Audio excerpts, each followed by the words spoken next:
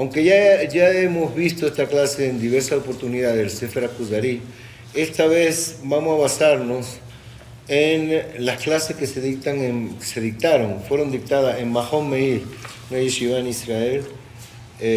No me acuerdo en este momento del rap, pero sí prometo la semana que viene traer el nombre, y que me parecieron realmente interesantes, muy interesantes, de la manera como él vino desarrollando esta clase.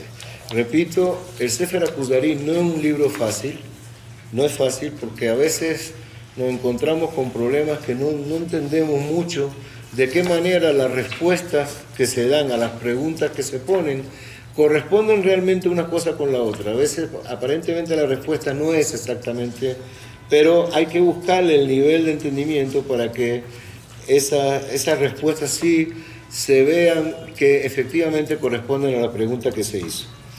Me gustaría, número uno, hacer una introducción muy pequeña.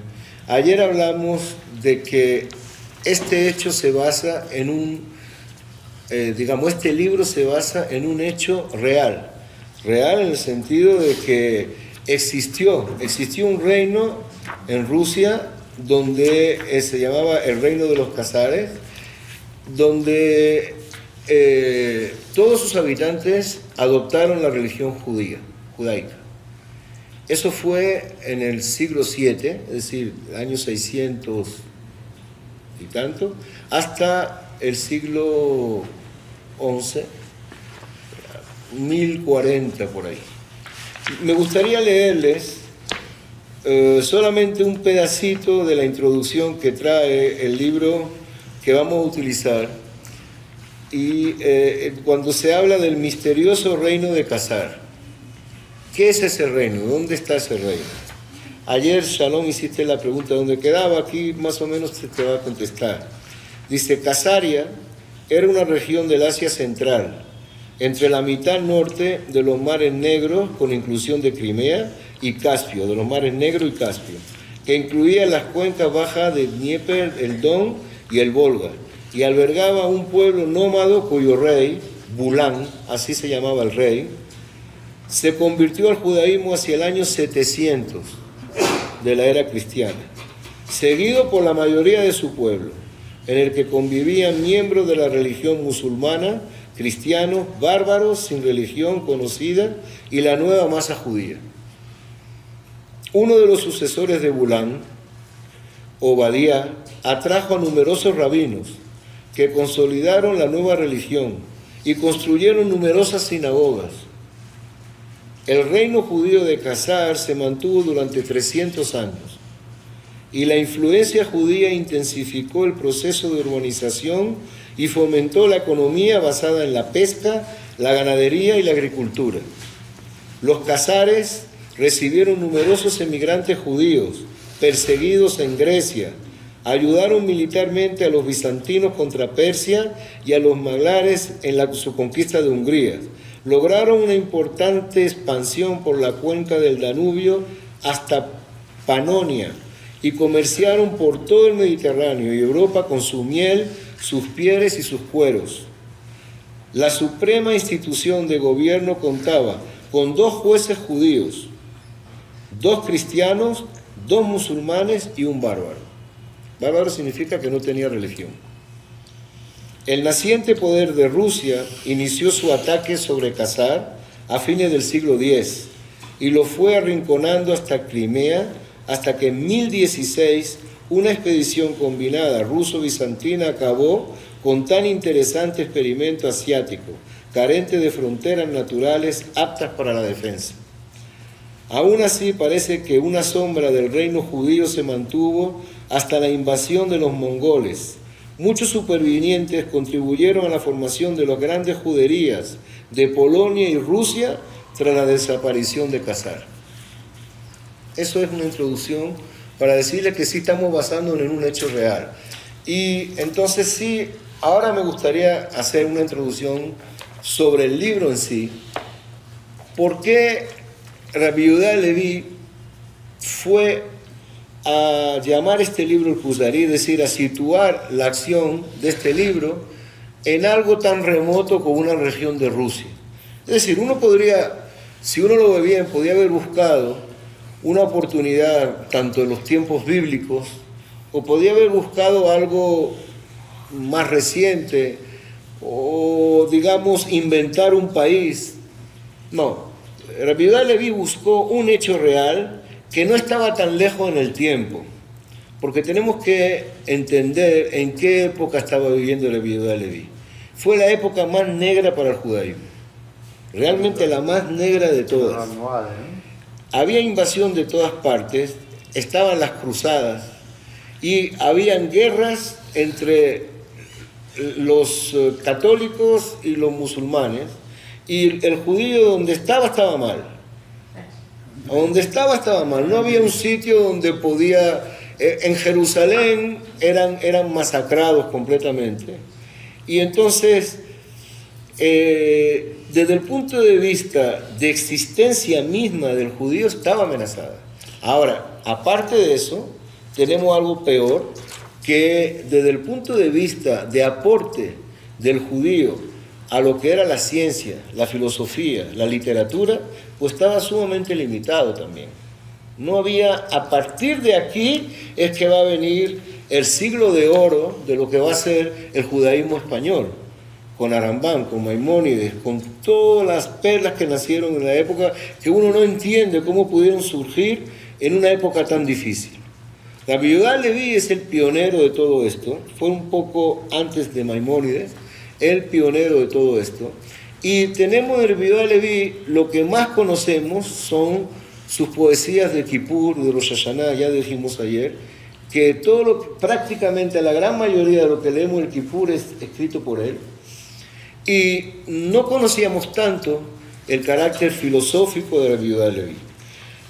Quiero decirles algo, el Gaón de Vilna trae en sus comentarios que si alguien de verdad quiere ahondar, profundizar en lo que es la fe judía, la emuná, tiene que empezar estudiando el Kuzari. No hay un libro que pueda darle toda esa cantidad de energía a un judío como es el Kuzari. Fe. La fe, la emuná es básica. Ahora, Yehuda Leví eligió esa época, ¿por qué? Porque era una época muy difícil y quiere traer como una esperanza al pueblo, quiere decirle, mire, hasta hace poquito pudimos tener un reino en Europa. Nosotros, Am Israel Jai, Israel va a vivir, va a pasar esta época. Israel no está terminada. Claro, la mayoría pues estaban diciendo dónde está Israel, dónde está el pueblo de Israel, qué es lo que pasa con este pueblo de Israel. ¿Qué pasa? Que no trae absolutamente nada, no aporta nada al mundo. Estamos totalmente replegados, estamos totalmente esperando que nos surja una oportunidad de poder de alguna forma sobrevivir a todo lo que nos viene encima. Ahora, hay algo importante, que de todo esto quedó una carta, y eso quiero hacerle mención, de Rabbi Hasdai ben Shefrut. Fue una carta que escribió él personalmente al rey de los Casares. Rabbi Hasdai ben Shefrut fue vicerrey en la España mora de Abderrahmán II. Abderrahmán II fue uno de los reyes más poderosos, más fuertes, conquistó casi toda Europa. Y nombró como vicerrey a Rabbi Hasdai ben Shefrut, a un judío. Y él tenía absolutamente todo el poder del reino, lo manejaba él. Este Hasdai ben Shefrut. Y hay una carta que este Hasdai ben Shefrut escribió al rey de los Casares. Y le dice, muy sorprendido quedé cuando uno de mis emisarios de todo el mundo me habló sobre su reino. Y yo quisiera que usted me confirmara que en verdad es un reino donde el judío puede vivir en paz, que es un reino donde el judío es bien acogido. Si eso fuera así, yo dejara absolutamente todo mi poder que tengo aquí, atravesaría montañas y ríos y iría a visitarle y a vivir con usted. Es un documento que todavía se conserva, donde este Hasdai, buscando por su pueblo, buscando a que se abriera una frontera que por fin aceptara al judío dentro, buscando a que el judío pudiese tener paz, pues escribe a este rey de los Casares. Pues básicamente lo que tenemos que decir, aparte de todo, es que lo único, por no dejar de decirlo, el único aporte literario que había habido era, digamos, un libro que había escrito Rabbi Saadia Gaon, que es Emunot Vedeot, Fe y Ciencias. Es lo único filosófico que había traído en ese momento, que había aportado el judaísmo. Ahora, Rabbi Yehuda Leví escribió este libro en defensa de una religión menospreciada. Así se llama el libro.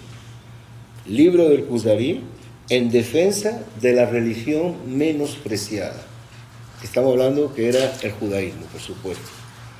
Y aquí Rabbi Yehuda Leví está analizando los problemas no del judaísmo de su época, sino los problemas eternos que va a tener el judaísmo. Por lo tanto, este libro es un libro totalmente actual, totalmente actual. Quizá hoy en día tenga menos influencia lo que es la filosofía, quizá hoy en día también tenga menos influencia lo que significa la Avodah Zará, quizás no se entienda tanto hoy en día, pero cuando se habla del encuentro que tiene este rey con los representantes de la iglesia o con los representantes del Islam, uno se da cuenta realmente que a partir de lo que ellos enuncian, siempre se habla de que se basan en el judaísmo, ellos mismos, solamente que encontraron un camino distinto. Entonces Rabbi Yehuda Leví trata de responder al mundo, pero también de responder al problema que teníamos dentro del mismo mundo judío, como eran los caraítas, que en esa época sí tenían mucha fuerza. Yehuda Leví, en el libro lo vamos a ver, no existe ninguna manera de hacer judaísmo sin aceptar la ley oral. No se puede. La ley oral forma parte de la ley escrita forma parte de la ley oral, todo es una sola ley. Los caraítas no la aceptaron, en muchos casos han habido casos muy fuertes ustedes todos conocen, por ejemplo, de caraítas, qué es lo que hacían, de qué manera rechazaban absolutamente toda la ley oral. Hay muchos ejemplos de eso. Pero Yehuda Leví no solamente quiso defender esta religión menospreciada contra las otras religiones, sino también con los problemas que las echaban desde adentro, como eran los caraítas y también los filósofos, los que adoptaron la filosofía aristotélica dentro del mundo judío, sin saber compaginar el judaísmo con la filosofía. Aramán también la adoptó, Maimónides también adoptó la filosofía aristotélica, pero Maimónides supo combinar ambas cosas. Y en ningún momento dejó pasar ni una sola mitzvah por querer seguir el dogma de Aristóteles. Para nada, el ejemplo de Aristóteles. Bien, entonces con eso dicho, me gustaría de cualquier forma que empecemos ya. Vamos a empezar con el capítulo 1 del libro 1. Si vamos a tener un minuto de receso, aprovechamos para las preguntas que hayan sobre esto y ya empezamos directamente con el capítulo 1. ¿Preguntas? ¿Cuántos reyes pasaron, por ejemplo, el primer Bueno, son sucesiones? Sí, conocemos el nombre de 3, pero me imagino que hubo más, porque estamos hablando de 300 y pico de años. Por lo menos habría 10 o 12. Puede ser que han habido, sí, 10, 12 reyes. Conocemos el nombre de 3. ¿Serían por familiar o por...? No sabría decirte. Realmente no sabría decirte si era herencia, pero lo que sí te puedo decir que era, en principio eran todos practicaban la idolatría. Esa era la religión oficial. Bueno, había uno que se convirtió. Sí, bueno, a eso vamos a llegar. A partir de eso. A eso vamos a llegar. Practicaban la idolatría y a partir de Bulam, Estamos hablando de 300 años, Sí. habrían pasado varios. me imagino que pasaron por lo menos 10 reyes en 300 años, dándole un margen de 30 años por rey. Yo creo que es por lo menos 10 reyes. No tengo ese dato, no sé realmente cuántos reyes vinieron, no lo tengo. Pero sí tengo hasta 3, el nombre de 3 reyes que no tiene mucho efecto, ¿no? Pero me imagino que habrán pasado por lo menos 10 reyes, 12 reyes en ese tiempo, de 300 años, ¿verdad? Bien, ¿otra pregunta? En la época entonces también de Rashid, es el momento de todas las cruzadas, Absolutamente.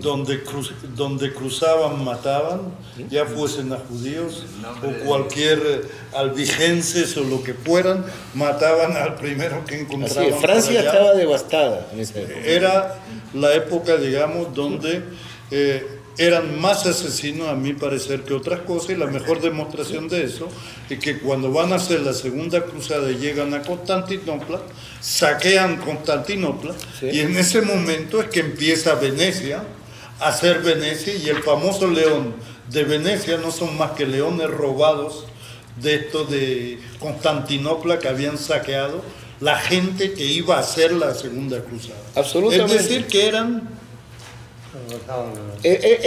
O sea, lo que pasó ahí, Francia estaba totalmente saqueada. El mundo judío de Francia estaba totalmente... Era la época de Rashid, exactamente. Y Rashid cuenta, hay textos donde se habla de qué hacía Rashid en la época esa, como el siglo de oro del judaísmo español. Y a continuación siguió, pero en otra zona que son los almohades, Sí, que se tuvo que escapar Maimónides. sí, pero eso viene Dejó después. Marruecos, después- Estamos hablando después.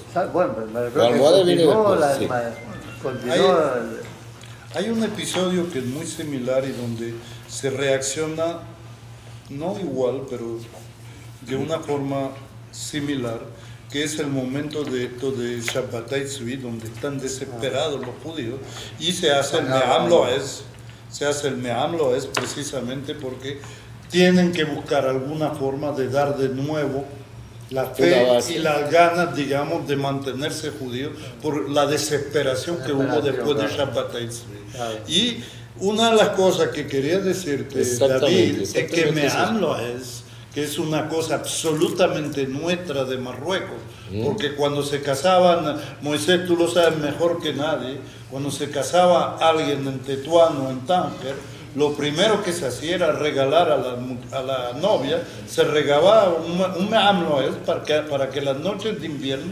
tuviera la familia de qué estar hablando. Sí, Y es el una Me'am cosa Lo'ez- que sería interesante de Yo lo poner yo se lo debía a mi a abuela. estudiar. Cuando murió mi abuelo, le debía a mi abuela.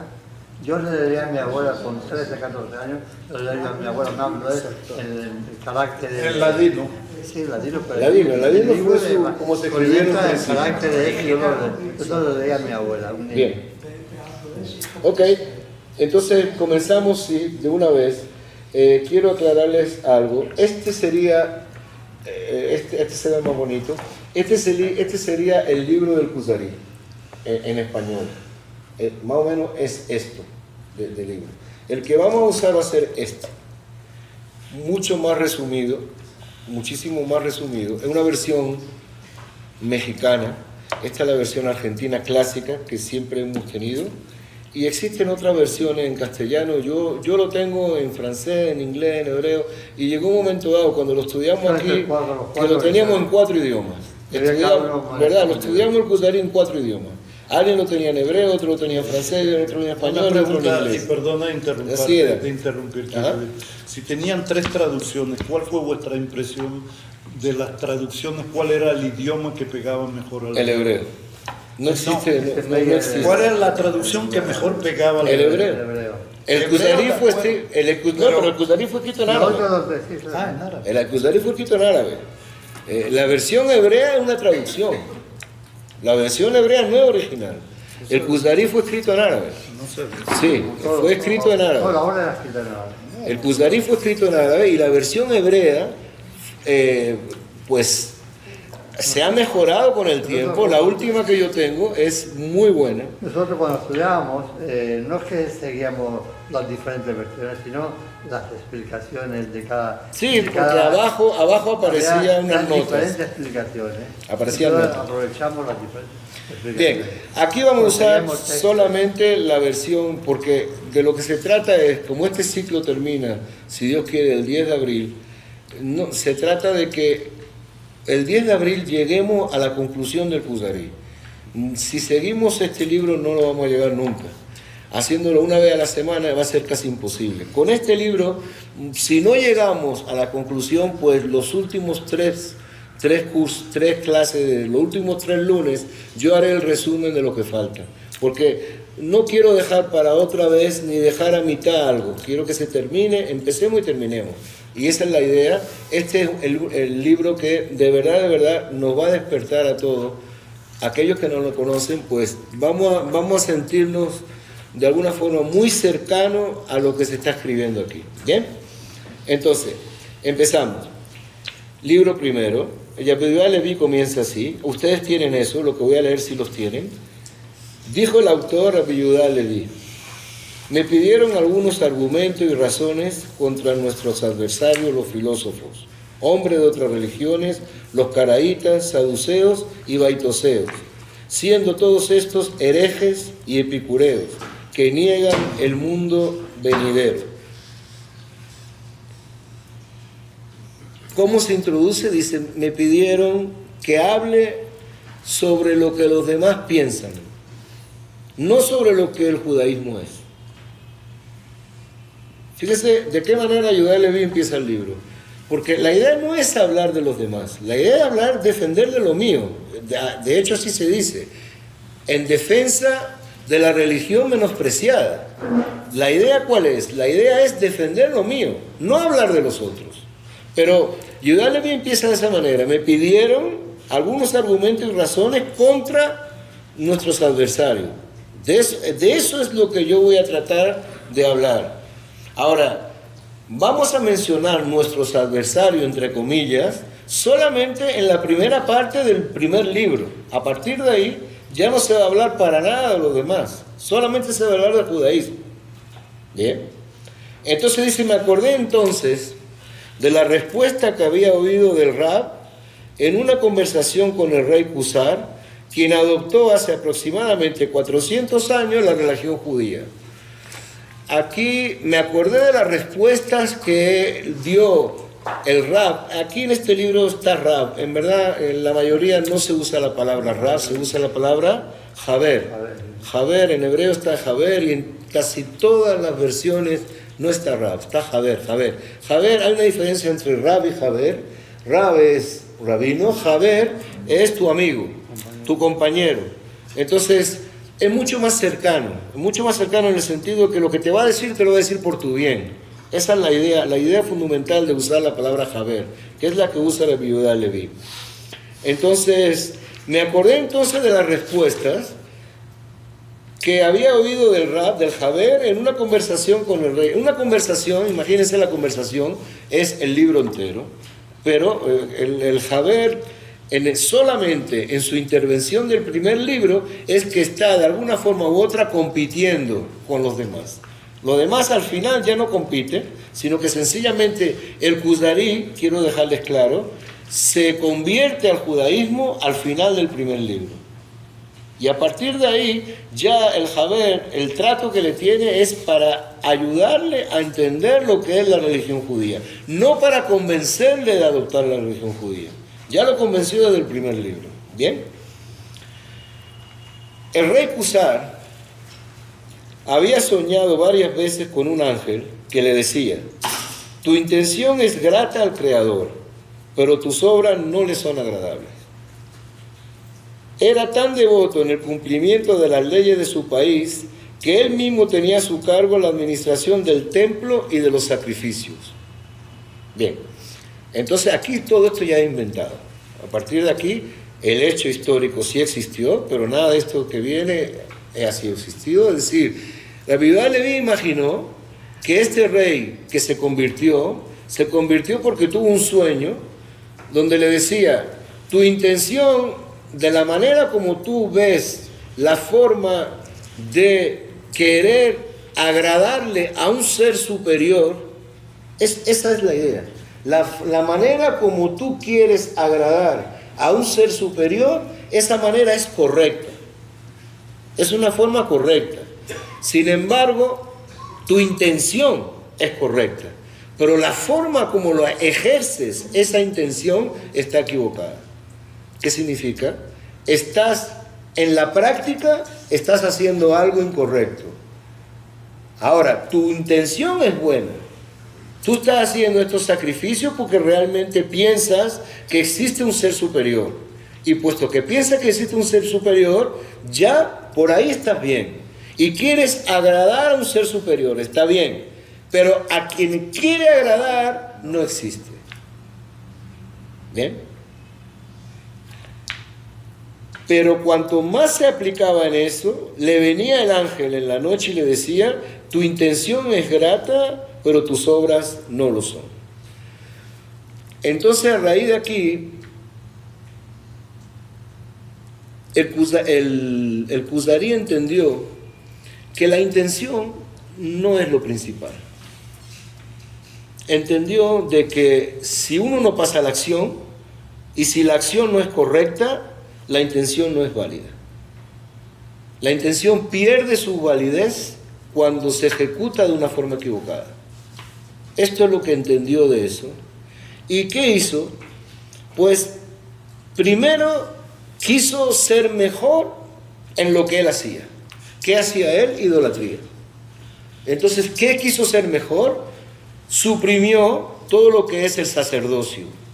Porque sabemos que el rey no era el sacerdote. Sin embargo, él suprimió eso y él mismo se encargó de hacer los sacrificios. Como diciendo, ¿será que se me pide que yo me ocupe principalmente, que sea el rey el que tenga el honor de manejar todo el servicio del templo? Si es así, bueno, perfecto, yo lo voy a hacer. Entonces, él asumió además de ser el rey, de ser el Cohen, de ser el sacerdote supremo. Y él asumió hacer los sacrificios personalmente. No hubo éxito, seguía teniendo el mismo sueño. Entonces profundizó aún más en qué, en lo que él conocía, en la idolatría. Hizo más cosas dentro del mundo idólatra. ¿Y qué es la idolatría? Realmente, ¿qué es lo que es? Es el servicio de la naturaleza. Eso es la idolatría. Entender que la naturaleza es lo que gobierna el mundo. Ojo, eso está totalmente vigente en nuestros días.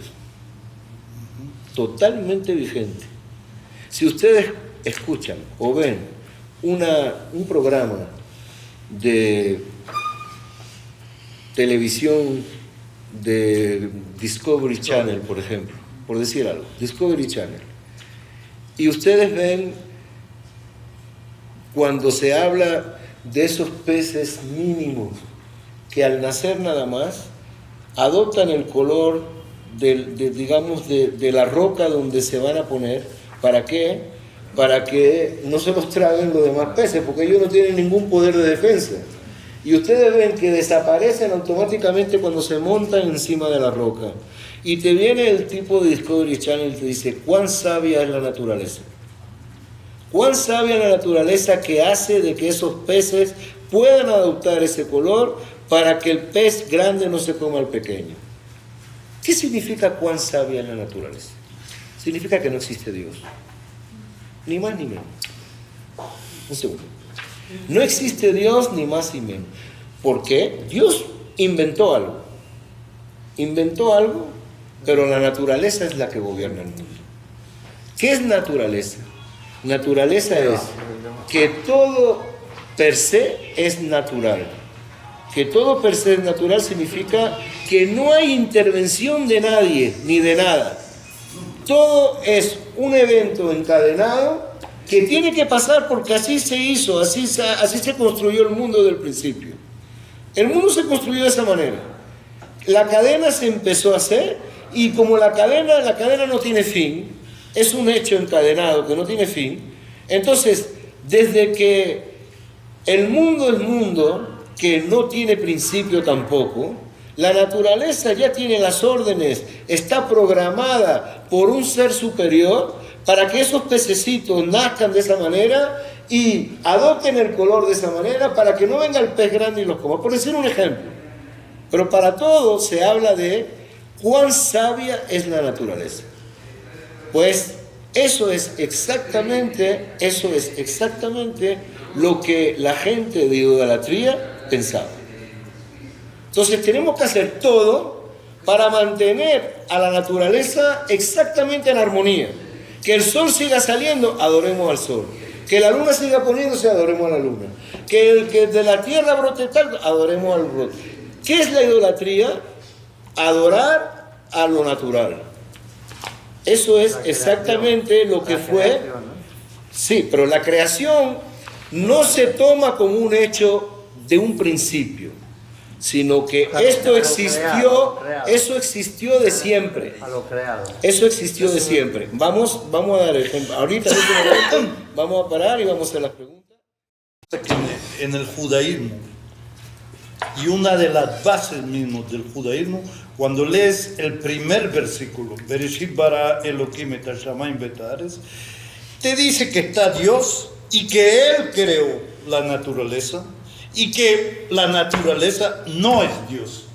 ¿Sí? Y nosotros como judíos no aceptamos bajo ningún concepto que te dice que la naturaleza es Dios. Claro, seguro. Para nosotros es una cosa completamente separada de Dios y que Dios creó. Entonces, en el ejemplo que tú estás dando, hay dos premios Nobel que se llaman Wolf y Monod, por cierto, dos judíos, que escribieron un libro que es famoso, y yo repito muchas veces el título, se llama El azar y la necesidad. Muchas veces uno ve la cosa esta que está describiendo David y uno dice, oye, qué azar, qué cosa más maravillosa que tomaron el color de la roca para protegerse. Pero viene Wolf y Monod y dice, esto es azar, pero también una necesidad. Si durante la evolución estos peces no se hubiesen adaptado a esta forma, hubiesen desaparecido y no se hablara más de esto. Ellos dan el ejemplo en los Galápagos, hay ciertos pájaros que tienen el pico largo y que sobreviven en cierta isla porque ese pico los permite de comer en los intersticios de esa isla, y el mismo pájaro en otra isla evolucionó diferentemente. Eso es la teoría de Darwin. Claro que sí, que nosotros que no tienen ninguna clase, de contradicción con nuestra tradición. Bien. Absolutamente ninguna. Pero naturaleza Ya vamos a contestar ahí. no es naturaleza, es azar y necesidad. Okay, ya Si vamos. no hubiesen sobrevivido. Me veo en naturaleza. Rabbi Shemuel, Teba. Rabbi Shemuel pidió antes. Antes dijiste que leyendo el cuarto párrafo, dijiste que lo principal no es la intención, sino la acción. Eso tienes razón. Es lo que dedujo él. Eso tienes razón, pero solamente se aplicaría para temas de idolatría. Sin embargo, el Talmud en Masaj Kiddushin trae que Sí. un buen pensamiento, una buena intención, a Kadosh Baruj Hu lo concreta como un hecho. Mismo que la persona no lo pudo realizar, con buena intención es considerado. Pero eso para hablar de acciones comunes. Sin embargo, Avodah Zarah es la única excepción a esta norma. Claro, seguro. Yo me acordé que hablando de eso mismo, en naturaleza en hebreo es Hateva, ¿no? Suma 87 y Elohim suma 87. 86. Y Elohim también suma. Sí, sí. Elohim y Tebas. Correcto. Muy bien. ¿Algo más? Mucho cuidado con la gematría. No, Muy está bien, bello. pero no. O sea que Bueno, Maimónides... Parperador natural. Bien. Estamos hablando de Muy bien, vamos a explicar, vamos a contestar una por una. ¿Alguien más? ¿Alguien más quiere intervenir? No. Entonces, Jaime, en efecto, ¿cuál es lo que se reprocha aquí? Se reprocha aquí a un comentario de la televisión sobre un reportaje donde uno se asombra de la maravilla natural. Cuando se habla de maravilla natural, significa que por naturaleza pasa. Se asombra de que se habla de lo que es la naturaleza, lo sabia que es. Sin embargo, se omite que esa naturaleza fue creada por Dios. Y está controlada por Dios, y Dios ejerce día a día, segundo a segundo, minuto a minuto, todo el control de esa naturaleza. Que nos parece natural es porque definitivamente estamos acostumbrados a verlo. Pero de que por eso tenemos que olvidar quién lleva los hilos en todo eso, ahí es donde está el problema. Ahí es donde está el problema. Y estoy de acuerdo contigo, cuando se habla de Bereshit bara Elohim et hashamayim ve'et haaretz, con eso también llego a Shalom. Bereshit bara Elohim, Ateva es Elohim, son 86. Y cuando se habla de Elohim, se habla del Dios creador, del Dios de Bereshit, del Dios del principio.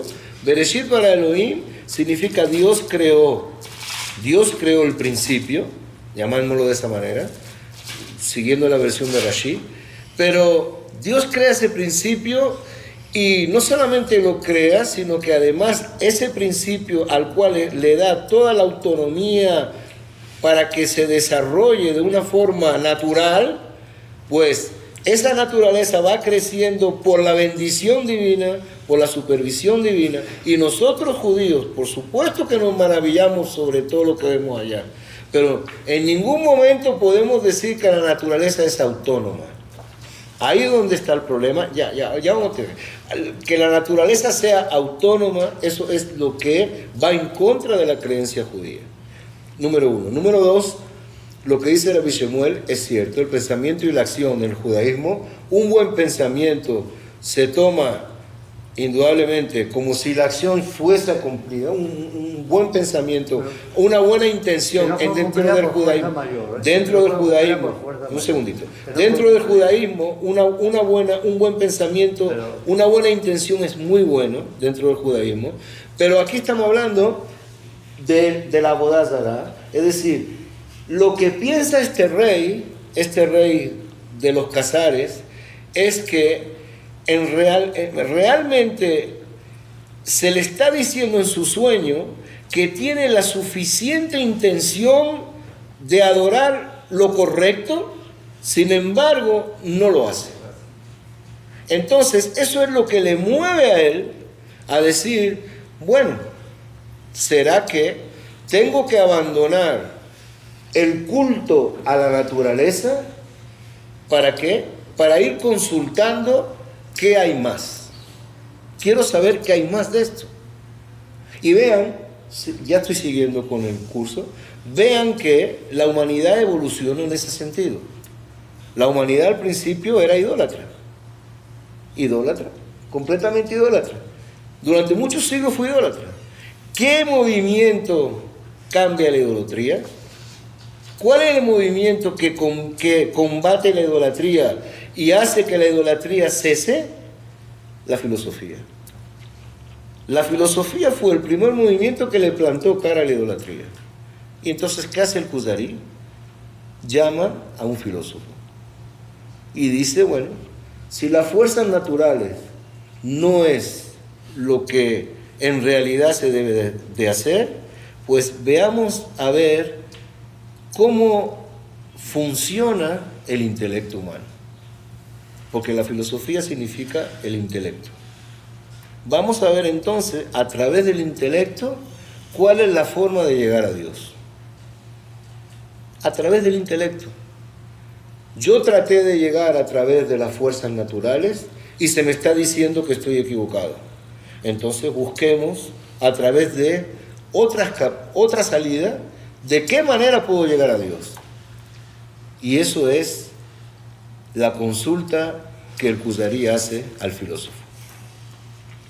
Bien, paro de nuevo aquí porque vamos a empezar ahora con el capítulo del filósofo. Y paro de nuevo aquí y hago un break para que todos tomemos algo, por favor. Me pasé esta vez. Pero vamos a hacer la consulta del filósofo y ahí lo tendremos ya para a partir de mañana seguir con esto.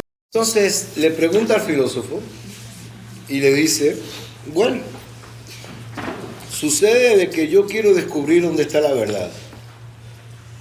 Una pregunta que se hace a todo el mundo. ¿Cómo saber de lo que me digas tú es verdad o no? Yo quiero saber exactamente cómo es la vida del filósofo. ¿En qué el filósofo se basa para decir que está haciendo lo correcto?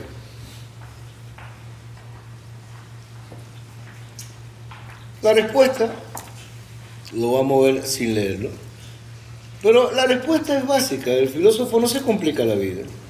El filósofo que dice, lo lógico es verdadero. Lo que tu intelecto acepta como lógico, eso es cierto. Cuando tu intelecto te diga que algo no es lógico, no puede ser verdad.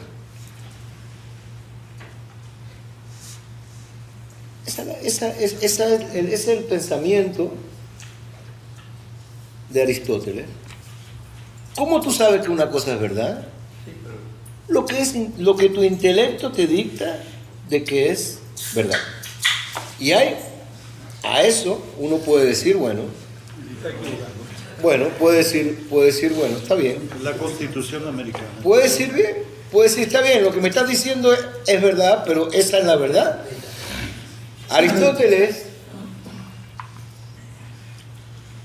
y este es un ejemplo que traigo de Majón Oral también. Aristóteles nunca se hubiese imaginado que un barco de acero puede estar volando por encima de las nubes. No es lógico. El acero es mucho más pesado que el aire. No es lógico que un barco pueda subir hacia arriba y volar. Cuidado. El pensamiento aristotélico atrasó el avance del mundo por mucho tiempo. Los científicos no se plantearon, no porque carecían de inteligencia, porque decían, bueno, pero ¿qué me puedo plantear yo si la lógica no me da? ¿Cuándo es que uno se pone a hacer preguntas que va en contra de la lógica? Estamos hablando del siglo XIV, del siglo XII, XIII. ¿Cuándo es que se plantea un verdadero pensamiento científico, así como se conoce hoy en día? Siglo XVIII, aproximadamente. Cuando se dice, hay una hipótesis, hay un desarrollo, y yo quiero llegar a esto. Un segundo. Ya vamos a parar, un segundito. Lo que trato de decir es que para la verdadera filosofía, todo cuanto es lógico es verdadero. Y todo cuanto carece de lógica no lo es. O por lo menos no debería de serlo. Aquí, cuando se empiezan a hacer los experimentos en nuestra historia, se empiezan a experimentar y a saber cosas, pues son personas que dejaron atrás la filosofía, dejaron atrás a Aristóteles y dijeron, bueno, hasta aquí Aristóteles. Vamos nosotros a ver qué pasa con el mundo. Quiero descubrir la naturaleza. Quiero saber cuáles son las fuerzas físicas. Quiero saber todo eso. Y ahí empezaron a sacar conclusiones. Conclusiones que iban, por supuesto, en contra de muchas cosas. No solamente era Aristóteles quien puso una traba al desarrollo, sino la Iglesia también. La Iglesia católica tuvo mucho que ver para que se trabaran muchos descubrimientos. ¿Por qué? Porque mientras que yo pueda tener a la masa en una tiniebla intelectual, más fácil la domino. Mientras que yo procure que a los que tengo detrás mía, debajo de mí, pues que no se le prendan mucho las luces, pues la iglesia ¿qué es? Dogma tras dogma, tras dogma, tras dogma. Y mientras que nadie se pregunte dónde está el primer dogma, que el que hace que los demás dogmas se encadenen, perfecto, yo los domino, yo los controlo. Pero de momento que venga un inteligente y empieza a hacerse preguntas y hacerme preguntas que me pongan un poco a dudar, pues ahí tengo que acabar. Galileo, por ejemplo. Tengo que acabar con él. Galileo, Bien, por ejemplo. paramos un poquito para que, aunque no son los 15 minutos, pero hay preguntas. Tú estás diciendo que la verdad es lo que es lógico según Aristóteles. Si vemos el punto de vista judío, No, yo no estoy el diciendo- punto de vista judío es precisamente una cosa que destruye absolutamente esto. Y nosotros desde hace ya 3.000, 4.000 años, la única verdad que existe para nosotros judíos es la verdad divina. Sí. Cuando hablas de verdad divina, es una verdad inalcanzable, ensof, infinita.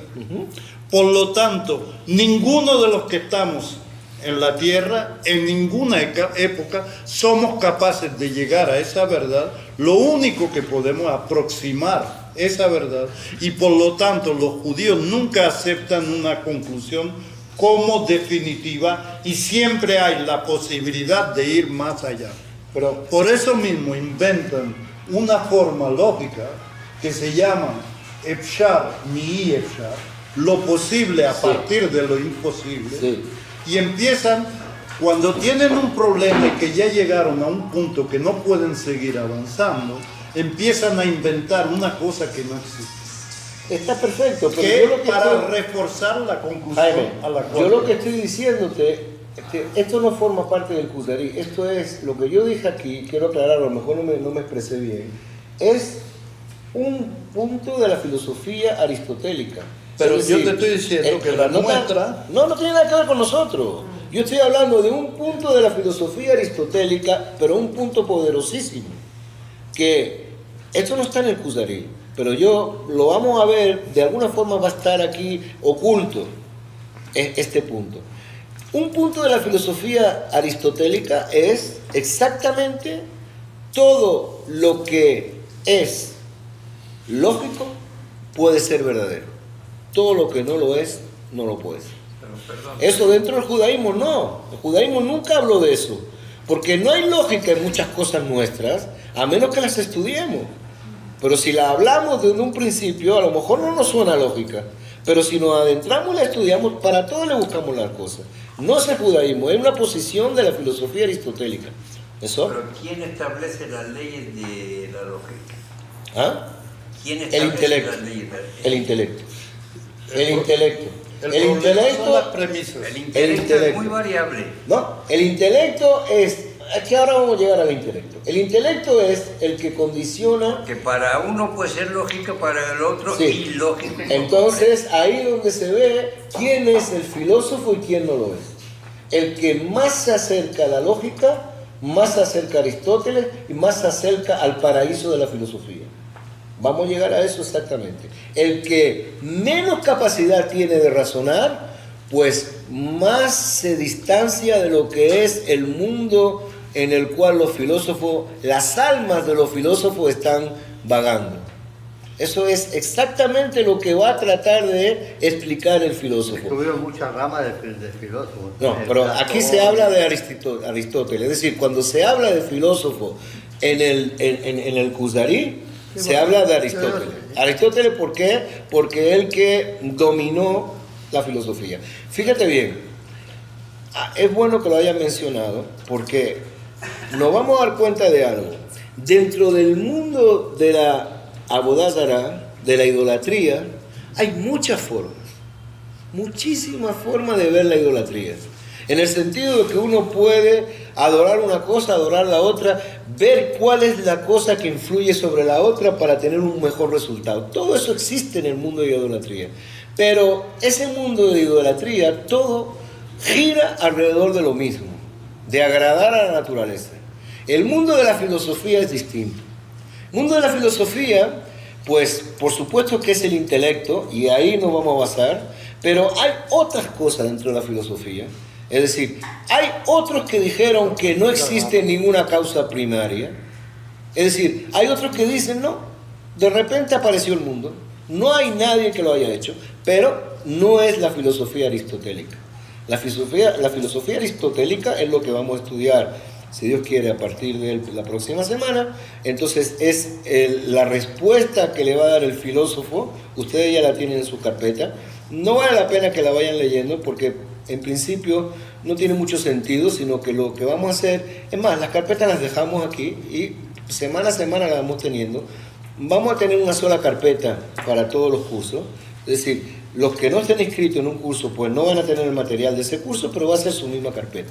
Entonces vamos de una vez a entender esto. A partir de la próxima semana vamos a leer al filósofo y vamos a ver la respuesta que el rey le da a ese filósofo. Hasta aquí llegamos hoy. Buenas noches y creo que cumplimos con el horario.